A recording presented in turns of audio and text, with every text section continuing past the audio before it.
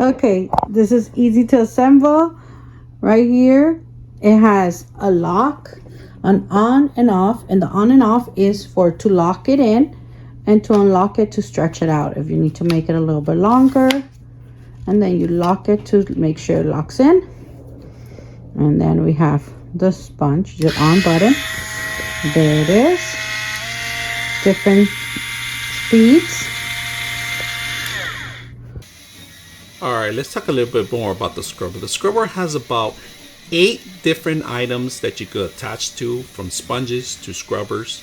Now, the system actually stretches from 9 inches, you could take out the entire pole, up to 52 inches of stretch. Now, like I said, there was 2 different types of mold.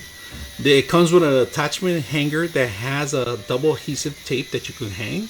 Very simple to install and use out of the box. Charging time, it's going to last you a couple hours depending on the usage. All right, so time of charging will probably need about an hour to charge on most of the times, but very simple, easy to use.